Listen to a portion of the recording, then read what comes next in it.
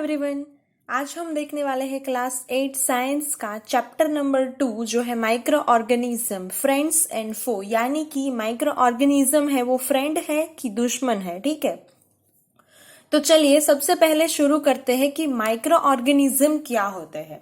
A microorganism or microbes are microscopic organism and which is single-celled organism and cannot be seen with unaided eye। यानी कि जो micro organism है उसे microbes भी बोलते हैं और वो माइक्रोस्कोपिक ऑर्गेनिज्म है, यानी कि वो एक सिंगल सेल वाले ऑर्गेनिज्म है जो हमारी आंखों से ऐसे ही नहीं दिखाई देते। उसको देखने के लिए हमें माइक्रोस्कोप की जरूरत पड़ती है। ठीक है, तो ये जो माइक्रो ऑर्गेनिज्म है उसको मेजरली 4 ग्रुप में डिवाइड किया गया है। सबसे पहला है बैक्टीरिया, दूसरा फंजाई, तीसरा है प्रोटोजुआ एंड चौथा है आल्गी। तो फंजाई यानी कि उसके एग्जाम्पल है फंजाई यानी पेनिसिलियम और एस्परजिलस। ओके, प्रोटोजुआ यानी अमीबा एंड पैरामीशियम और आल्गी है वो है क्लेमिडोमोनास एंड स्पायरोगायरा। तो ये 4 है वो मेन ग्रुप है माइक्रो ऑर्गेनिज्म के।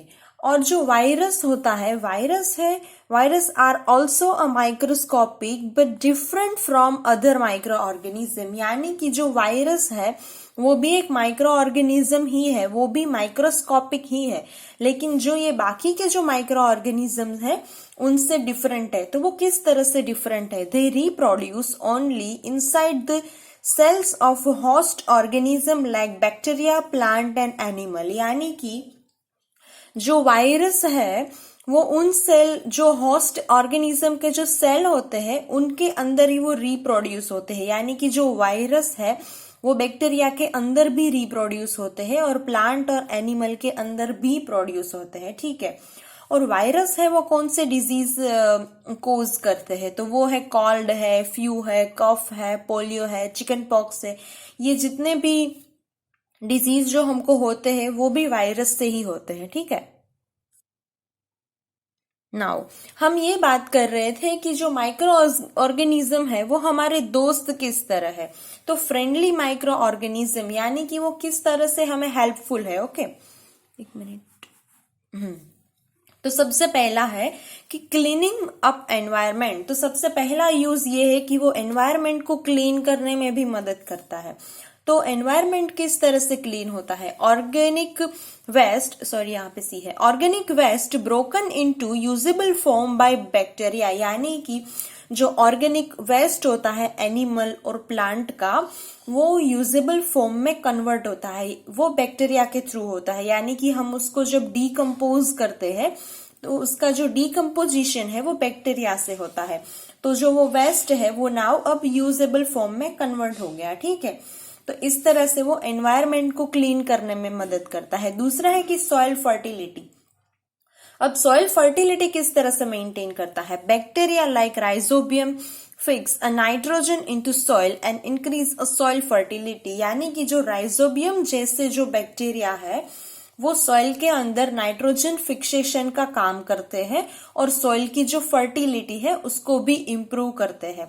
नॉट ओनली बैक्टीरिया बट जो ब्लू ग्रीन एल्गी है वो भी सॉइल फर्टिलिटी में यूजफुल है और वो भी नाइट्रोजन फिक्सेशन का काम करते हैं। ठीक है, तीसरा है कि मेडिसिन में भी जो माइक्रो ऑर्गेनिज्म है वो यूजफुल है। Some medicine also made of micro organism like antibiotics. जितनी भी एंटीबायोटिक बनती है वो सारी की सारी एक पर्टिकुलर माइक्रो ऑर्गेनिज्म से ही बनती है। हर एक डिसीज के लिए स्पेसिफिक माइक्रो ऑर्गेनिज्म यूज होता है दवाई बनाने के लिए। ठीक है, चौथा है कर्ड एंड ब्रेड। यानी कि दही और ब्रेड जो बनती है उसमें भी माइक्रो ऑर्गेनिज्म लगता है। जब हम मिल्क में से दही बनाते हैं तब लैक्टोबैसिलस नाम का जो बैक्टीरिया होता है वो ही उसको मिल्क को कर्ड में कन्वर्ट करता है। ठीक है, दूसरा है कि जो ब्रेड बनती है वो भी ईस्ट से ही बनती है। पांचवा है कि अनदर फूड आइटम, यानी कि जो केक है, पेस्ट्री है, पिकल है या तो डोसा का जो बैटर होता है उसको बनाने में भी माइक्रो ऑर्गेनिज्म ही यूजफुल है। और सिक्स्थ है कि कॉमर्शियल यूज यानी कि कोई फैक्ट्री है जैसे कि अल्कोहल है, वाइन है, एसिटिक एसिड है, और कोई केक बनाने वाली जो फैक्ट्री है, कॉमर्शियल लेवल पे जो लोग काम करते हैं, वो भी माइक्रो ऑर्गेनिज्म का ही यूज करते हैं। तो अल्कोहल कैसे बनता है? फर्स्ट ऑफ ऑल वो लोग कुछ ग्रेन्स लेते हैं, ग्रेन लाइक बार्ली, व्हीट, ओट, ठीक है। तो ये ग्रेन में क्या होता है? नेचुरल शुगर होती है, ठीक है। तो वो जो नेचुरल शुगर है उसको अल्कोहल में कन्वर्ट किया जाता है with the help of east, यानी कि ईस्ट की मदद से जो नेचुरल शुगर है वो अल्कोहल में कन्वर्ट की जाती है, और इस प्रोसेस को बोलते हैं फर्मेंटेशन। ओके, अब फर्मेंटेशन में क्या होता है? जब कोई चीज फर्मेंटेशन में जाती है, यानी कि किसी भी चीज का जो कोई ग्रेन है या तो कोई डो है, उसका जो फर्मेंटेशन होता है, उस दौरान जो ईस्ट है वो कार्बन डाइऑक्साइड गैस रिलीज करती है, और उस कार्बन डाइऑक्साइड गैस की वजह से वो जो हमारा डो या तो हमारे जो ग्रेन होते हैं वो फर्मेंटेड हो जाते हैं। ओके, तो ये जो फर्मेंटेशन की जो प्रोसेस है वो लुइस पास्चर ने इन द ईयर 1857 में उसको डिस्कवर किया था। ओके, तो ये क्वेश्चन बहुत इंपॉर्टेंट है जो आपको एग्जाम में आ सकता है। तो यदि आपको ये पूछा जाए कि वो किस तरह से हमें यूजफुल है, तो आप इस तरह से एनलिस्ट करके लिख सकते हैं। वो 6 अलग अलग जो चीज है उनमें माइक्रो ऑर्गेनिज्म का यूज होता है, ठीक है। Now moving to the next point कि मेडिसिन और वैक्सीन में किस तरह से माइक्रो ऑर्गेनिज्म का यूज होता है। A medicinal use of micro organism, medicine kill और stop the growth of disease causing organism, such medicine calls antibiotic, यानी कि जब आप बीमार हैं और आप डॉक्टर के पास जाते हैं तब डॉक्टर आपको एक स्पेसिफिक दवाई देता है स्पेसिफिक डिजीज के लिए, ठीक है। तो वो जो डिजीज होता है उसकी जो मेडिसिन होती है वो क्या काम करती है? मेडिसिन किल और stop the growth of disease causing organism, यानी कि आपके बॉडी में जो डिजीज ग्रो कर रहा है उस ऑर्गेनिज्म को किल करती है, ठीक है। तो वो मेडिसिन को बोलते हैं एंटीबायोटिक्स। तो ये एंटीबायोटिक्स बनती किन से है? सारी एंटीबायोटिक्स है वो बैक्टीरिया और फंजाई से बनती है। जी हाँ, आपको लगेगा कि जब हम माइक्रो ऑर्गेनिज्म का नाम सुनते हैं तब हमें क्या लगता है, वही दिमाग में आता है ना कि ये तो सारे डैमेज ही कॉज करते हैं, लेकिन नहीं, जो मेडिसिन है वो भी बैक्टीरिया और फंजाई से ही बनती है। फॉर एग्जाम्पल जो स्ट्रेप्टोमाइसिन है, टेट्रासाइक्लिन है, या तो फिर एरिथ्रोमाइसिन है, वो सारी की सारी जो दवाई है वो बैक्टीरिया और फंजाई से ही बनती है, ठीक है। और दूसरे भी 2-3 यूज होते हैं मेडिसिन के।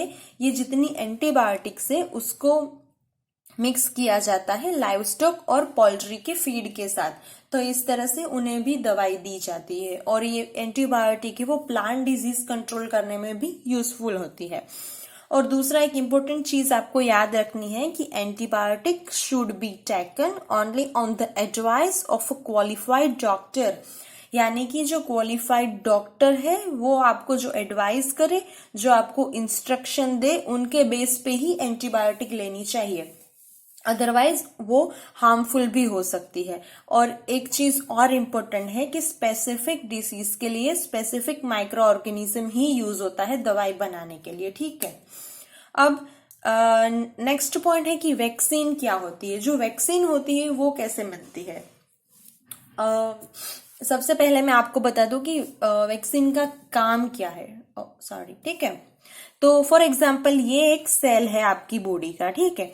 आपकी बॉडी में एंटीबॉडीज होते हैं, मैं आगे बताती हूँ कि एंटीबॉडीज क्या है। ओके, फॉर एग्जाम्पल आपकी बॉडी में कोई माइक्रोब्स या तो माइक्रो ऑर्गेनिज्म जब अटैक करते हैं आपकी बॉडी के अंदर, तो वो सेल के अंदर जाते हैं। जब वो सेल के अंदर जाते हैं तब वो सेल के लिए एक स्पेसिफिक एंटीबॉडीज रहते हैं जो उनको ब्रेक करते हैं, और इस तरह से जो माइक्रो ऑर्गेनिज्म बॉडी के अंदर आए हैं वो ब्रेक हो जाते हैं और आगे वो डिजीज हमारी बॉडी में क्रिएट नहीं कर सकते। तो एंटीबॉडी का काम है जो माइक्रो ऑर्गेनिज्म, जो फॉरेन माइक्रो ऑर्गेनिज्म है उसको ब्रेक करना। ओके, तो इस तरह से ही वैक्सीन काम करती है। तो तो ये जो वैक्सीन है उसको डिस्कवर किया था एडवर्ड जेनर ने इन ईयर 1798। और आज तक बहुत सारे डिसीज की वैक्सीन डिस्कवर की गई है। फॉर एग्जांपल कॉलेरा है, ट्यूबरक्यूलोसिस है, स्मॉल पॉक्स है, हेपेटाइटिस है, इन सब की वैक्सीन है वो अभी मार्केट में अवेलेबल है। हम सबको पता होगा कि जो छोटे बच्चे होते हैं उन्हें भी वैक्सीन दी जाती है, और वो वैक्सीन है वो स्पेसिफिक एंटीबॉडी होती है वैक्सीन में, ताकि जब आपके बॉडी में उसकी एंटीबॉडी ऑलरेडी प्रेजेंट है तो जब वो माइक्रो ऑर्गेनिज्म आपकी बॉडी में अटैक करेंगे तब वो उसको ब्रेक कर देंगे, ठीक है। और जो पोलियो है उसके भी वैक्सीन है वो पल्स पोलियो प्रोग्राम के अंडर वो दी जाती है, और available for both human and animal, यानी कि जो वैक्सीन होती है वो ह्यूमन और एनिमल्स दोनों के लिए अवेलेबल है, ठीक है। Now moving to the next point जो है हार्मफुल माइक्रो ऑर्गेनिज्म। हमने ये तो देख लिया कि ये जो माइक्रो ऑर्गेनिज्म है वो हमारे फ्रेंड कैसे है। अब देखते हैं कि वो हमारे दुश्मन कैसे है। तो सबसे पहले देखते हैं कि पैथोजेंस क्या होता है। A disease causing microorganism called as pathogens, यानी कि जो माइक्रो ऑर्गेनिज्म डिजीज कॉज करते हैं हमारी बॉडी के अंदर उसे पैथोजन बोलते हैं, ठीक है। तो क्वेश्चन ये है कि ये सारे जो पैथोजन है यानी कि जो माइक्रो ऑर्गेनिज्म है जो डिजीज क्रिएट करते हैं वो हमारी बॉडी के अंदर ट्रांसमिट कैसे होते हैं, वो बॉडी के अंदर आते कैसे हैं। How pathogens transmitted in human body. तो एयर, वाटर, फूड और direct contact with infected person, ये 4 मेन रीजन है कि जहां से बाहर के जो पैथोजन है वो ह्यूमन बॉडी के अंदर ट्रांसमिट होते हैं, ठीक है। पहला है एयर, दूसरा है कि हम कहीं पे भी गंदा पानी पी लेते हैं या तो हम कभी कोई फूड खाते हैं जो हमें पता नहीं होता है लेकिन समटाइम्स वो कॉन्टामिनेटेड भी होते हैं, तो उन्हें भी उस वजह से भी हमारे अंदर जितने भी पैथोजन है वो ट्रांसमिट होते हैं। और चौथा है कि direct contact with infected person, यानी कि कोई पर्सन है वो जो ऑलरेडी किसी डिजीज से इन्फेक्टेड है, आप उसके साथ डायरेक्ट कांटेक्ट करते हैं, उसको टच करते हैं, तो उसके टच की वजह से भी जो पैथोजन है वो आपके अंदर ट्रांसमिट हो सकता है। और उसका बेस्ट एग्जांपल है कोरोना वायरस, ठीक है। All this microbial disease called as communicable diseases, यानी कि जितने भी डिजीज इस तरह से फैलते हैं उसे बोलते हैं कम्युनिकेबल, यानी कि जो एक कम्युनिटी से दूसरी कम्युनिटी में कम्युनिकेशन के थ्रू ट्रांसफर होता है, ठीक है। फॉर एग्जांपल कॉलेरा है, small pox, called, chicken pox, tuberculosis, ये सारे के सारे जो है वो कम्युनिकेबल डिजीजेस है, ठीक है। अब दूसरा है कि कैरियर्स क्या होते हैं। एक हो गया कि किस तरह से ह्यूमन बॉडी में ट्रांसमिट होते हैं। अब दूसरा है कि जो करियर्स होते हैं उनके थ्रू भी सारे डिजीज ट्रांसमिट होते हैं। तो देखते हैं कि वो करियर्स क्या होते हैं। सम इंसेक्ट्स और एनिमल एक्ट एज करियर्स, यानी कि कोई इंसेक्ट और एनिमल्स होते हैं वो भी करियर के जैसे काम करते हैं, जैसे कि house fly and mosquitoes. For example house fly का हम एग्जाम्पल लेते हैं। ये जो हाउस फ्लाई है वो कहीं वेस्ट पे जाके बैठती है, ठीक है। उसके बाद वो मूव करके हमारे खाने पे आते हैं, और वो खाना जब आप खाते हो तो वहां से लेके जितने भी पैथोजन ट्रांसमिट होते हैं वो डायरेक्टली आपकी बॉडी में जाएंगे और वो आपकी बॉडी में डिजीज कॉज करेंगे, ठीक है। तो इस तरह से करियर के थ्रू भी डिजीज ट्रांसमिट हो सकता है। उसके 2 बेस्ट एग्जाम्पल है कि जो फीमेल एनोफिल मॉस्किटो है उनसे मलेरिया होता है, और दूसरा है कि फीमेल एडेब्स मॉस्किटो है उनसे डेंगू वायरस ट्रांसमिट होता है, ठीक है। नाउ हम देखते हैं कि एनिमल, प्लांट और ह्यूमन के अंदर कौन से ऑर्गेनिज्म है जो डिफरेंट काइंड के डिजीज कोज कर सकते हैं। पहला है कि एनिमल्स में क्या होता है। एनिमल में बैक्टीरिया के थ्रू एंथ्रेक्स कैटल डिजीज आता है और वायरस की वजह से फुट और माउथ डिजीज आ सकता है, ठीक है। उसके बाद है कि ह्यूमन में कौन से डिजीज आते हैं। तो ह्यूमन में जो बैक्टीरिया है वो कॉलेरा, टाइफॉइड और ट्यूबरक्यूलोसिस, ये 3 डिजीज ट्रांसमिट कर सकते हैं, ओके। कितना है? 3, CT, टी आपको याद रखना है, CTT यानी कि कॉलेरा, टाइफॉइड एंड ट्यूबरक्यूलोसिस। ये जो 3 डिजीज है वो बैक्टीरिया के थ्रू होते हैं। और वो कैसे ट्रांसमिट होते हैं? जो कॉलेरा है वो वाटर से ट्रांसमिट होता है, टाइफॉइड भी वाटर से, और ट्यूबरक्यूलोसिस है वो एयर से होता है। ठीक है। उसके बाद दूसरा है कि वायरस। वायरस कौन से डिजीज करता है? तो वो है measles, chicken pox, polio and hepatitis A. ये जो 4 डिजीज है वो वायरस से होते हैं।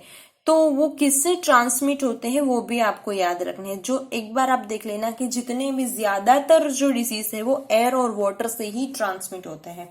उसके बाद प्रोटोजुआ से मलेरिया होता है, और जो मलेरिया है वो मॉस्किटो है वो उसको ट्रांसमिट करता है। हमने देखा ना कि मॉस्किटो भी एक करियर है। ठीक है। उसके बाद प्लांट में कौन से डिजीज होते हैं? बैक्टीरिया की वजह से साइट्रस कैंकर होता है, यानी कि जो साइट्रस का जो फ्रूट होता है ना उसके ऊपर कैंकर लग जाते हैं और वो एयर से ट्रांसमिट होता है। दूसरा है कि फंजाई से वीट रस्ट होती है। रस्ट का मतलब है कि वीट के जो लीफ है उसके ऊपर छोटे छोटे डॉट्स हो जाते हैं, जैसे कोई सॉइल पार्टिकल्स जैसे लग गए और डस्ट के जैसे, उसे रस्ट बोलते हैं। और वो एयर और सीड से ट्रांसमिट होते हैं। ओके। और तीसरा है कि वायरस। वायरस से ओकरा येलो वेइन मोजेक का डिजीज होता है जो इंसेक्ट से ट्रांसमिट होता है। येलो वेइन मोजेक का मतलब है कि पूरा जो लीफ होता है उसमें इस तरह की जो वेइन हो जाती है वो येलो कलर की हो जाती है। लीफ में जो वेइन होती है ना वो येलो हो जाती है। तो इस तरह से डिफरेंट काइंड ऑफ डिजीज है वो प्लांट में होते हैं। Now coming to the next point, which is food poisoning. Food poisoning क्या है? Food poisoning could be due to the consumption of a food spoiled by some organism. यानी कि food poisoning किस तरह से होती है? जब कभी माइक्रो ऑर्गेनिज्म के द्वारा कोई फूड है वो स्पॉइल हो जाता है और वो खाना जब आप खाते हो तो आपको फूड पॉइजनिंग हो सकती है। और फूड पॉइजनिंग की वजह से ह्यूमन बीमार भी पड़ सकते हैं, हमें वॉमिटिंग भी हो सकती है, हॉस्पिटलाइज भी होना पड़ता है हमें, और कभी कभी तो लोगों की डेथ भी हो जाती है। Sometimes microorganisms grow on food and produce a toxic substance, यानी कि कभी कभी जो माइक्रो ऑर्गेनिज्म है वो फूड में कोई टॉक्सिक सब्सटेंस क्रिएट करता है। इसकी वजह से लोग बीमार भी पड़ते हैं और इवन उनकी डेथ भी हो जाती है। ठीक है। So now how can we prevent this food poisoning? जो फूड पॉइजनिंग होती है उसको हमें प्रिवेंट कैसे करते हैं, फूड पॉइजनिंग ना हो इसका ध्यान कैसे रखते हैं? तो उसके लिए बेस्ट है कि फूड प्रिजर्वेशन करना पड़ता है। फर्स्ट चैप्टर है जो आपका, उसमें बताया गया था कि सीड को किस तरह से प्रिजर्व करते हैं। तो इसी तरह है कि फूड को किस तरह से प्रिजर्व करते हैं। फूड को प्रिजर्व करने के लिए 2 मेथड है, एक केमिकल मेथड है और दूसरा है कि स्टोरेज और पैकेजिंग अच्छी करनी चाहिए। ठीक है। तो केमिकल मेथड में 4 ऑप्शन है। पहला है कि सॉल्ट से भी जो मीट, फिश, आंवला, मैंगोज और पिकल्स है उसको प्रिजर्व किया जाता है। कभी आपने देखा होगा कि फिश, मीट और पिकल्स में सॉल्ट लगाते हैं, और सॉल्ट की वजह से क्या होता है, जो माइक्रो ऑर्गेनिज्म है वो ग्रो नहीं हो पाते हैं क्योंकि वो पूरा हाइपरटोनिक टाइप सॉल्यूशन बन जाता है। ठीक है। दूसरा है कि शुगर, जैम, जेली एंड स्क्वैशिश जो होते हैं वो सारे के सारे शुगर से प्रिजर्व होते हैं। और शुगर क्या करता है, शुगर रिड्यूस द मॉइस्चर, यानी कि जैम और जेलीज और स्क्वैश में जो मॉइस्चर होता है उसका जो लेवल है वो डाउन कर देता है। इस वजह से वो लॉन्ग टर्म के लिए यूजेबल हो जाता है। Oil and vinegar is also used to preserve a pickles, vegetable, fruit, fish and meat. Okay. And the last one is heat and cold treatment. Heat and cold treatment is also useful for food preservation. For example, कि pasteurisation of milk, यानी कि जो milk में जो pasteurisation की जो process है वो भी हीट और कोल्ड ट्रीटमेंट है, जहां पे जो मिल्क के अंदर जो माइक्रो ऑर्गेनिज्म होते हैं उसको किल कर देता है। तो पास्चराइजेशन की प्रोसेस क्या है, milk is heated about 70 degree Celsius and then chilled and stored, यानी कि जो मिल्क होता है उसे पहले 70 डिग्री सेल्सियस तक 15 या 20 सेकेंड तक उसको गर्म करते हैं, और वो गर्म हो जाने के बाद उसको डायरेक्टली चिल्ड करते हैं -4 डिग्री सेल्सियस पे, ठीक है। तो पहले हमने हीट ट्रीटमेंट दिया और उसके बाद डायरेक्टली हमने कोल्ड ट्रीटमेंट दिया। इस वजह से उसके अंदर जो माइक्रो ऑर्गेनिज्म रहते हैं वो किल हो जाते हैं, ठीक है। अब दूसरा मेथड है कि स्टोरेज एंड पैकिंग। स्टोरेज और पैकिंग की वजह से क्या होता है, यदि हम उसको अच्छे से स्टोर करें या तो अच्छे से पैक करें तो वो क्या होता है, they prevent from attack of microbes, यानी कि माइक्रो ऑर्गेनिज्म उसके ऊपर अटैक नहीं कर पाते। आपने देखा होगा कि अब मार्केट में ज्यादातर फ्रूट और वेजिटेबल्स भी पैक ही मिलते हैं। उसका यही रीजन है कि इस वजह से जो माइक्रो ऑर्गेनिज्म से जो अटैक होता है उनसे हम बचा सकते हैं, ठीक है। Now moving to the last point of your chapter which is a nitrogen fixation and nitrogen cycle. हमें पता है कि जो लेग्यूम के जो रूट्स होते हैं उसमें राइजोबियम बैक्टीरिया होता है, वो क्या करता है, सॉइल में नाइट्रोजन फिक्सेशन करता है, ठीक है। एनवायरमेंट में 78% नाइट्रोजन है, लेकिन वो प्लांट डायरेक्टली उसको यूज नहीं कर सकता है। तो उसके लिए एक नाइट्रोजन साइकिल दिया गया है आपके चैप्टर में, जो बताता है कि नाइट्रोजन एक्चुअली किस तरह से पूरे एनवायरमेंट में कंज्यूम किया जाता है, ठीक है। ये है पूरा नाइट्रोजन साइकिल और ये बहुत ही ज्यादा इंपॉर्टेंट है एग्जामिनेशन के लिए, ठीक है। तो चलिए शुरू करते हैं कि जो एटमॉस्फेरिक नाइट्रोजन होता है वो पहले मैं एक 1 by 1 साइकिल दिखाती हूँ, ठीक है। एटमॉस्फेरिक नाइट्रोजन है वो सबसे पहले नाइट्रोजन फिक्सिंग बैक्टीरिया होता है, वो कंज्यूम करता है। जो सॉइल के अंदर होता है वो क्या करता है, they fix nitrogen into nitrogenous compound, यानी कि एटमॉस्फेरिक नाइट्रोजन होता है वो पहले जाता है नाइट्रोजन फिक्सिंग बैक्टीरिया में और वो नाइट्रोजन का नाइट्रोजिनस कंपाउंड में कन्वर्ट करता है। और वो जो नाइट्रोजिनस कंपाउंड बनते हैं वो सॉइल के अंदर प्रेजेंट रहते हैं। Compound of nitrogen in soil, वो कहाँ पे स्टोर हो जाते हैं, सॉइल के अंदर, यानी कि वो अब यूजेबल फॉर्म में हो जाते हैं। तो वो जो यूजेबल फॉर्म है वो डायरेक्टली प्लांट उसको यूज करता है, ठीक है।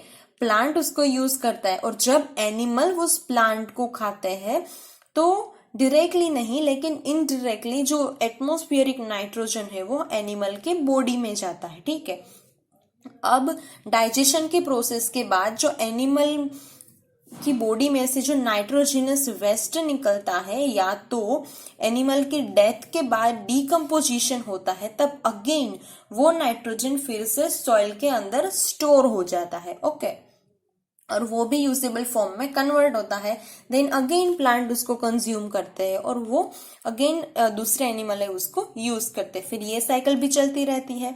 अब ये जो नाइट्रोजन है सॉइल के अंदर, तो अब सॉइल में दूसरे भी बैक्टीरिया रहते हैं जो नाइट्रोजन फिक्सिंग के टोटली ऑपोजिट काम करते हैं। Bacteria turns compounds of nitrogen into gaseous form. ये क्या करते हैं, गैसियस नाइट्रोजन को यूजेबल फॉर्म में कन्वर्ट करते हैं और ये जो बैक्टीरिया है वो यूजेबल नाइट्रोजन को गैसियस फॉर्म में कन्वर्ट करते हैं and then it is return to atmospheric nitrogen, okay. So this is all about your second chapter.